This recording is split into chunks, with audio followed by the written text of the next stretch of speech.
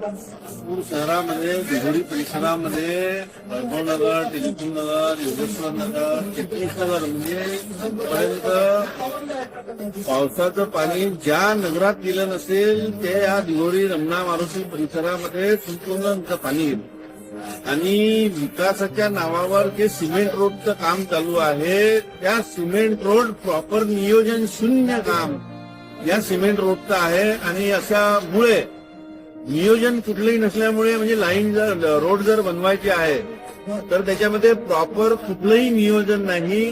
म्हणजे पहिले लाईन टाकणे, त्याच्यानंतर चेंबर बनवणे, नंतर सिमेंट रोड बने, अशा प्रकारचं काम व्हायला पाहिजे.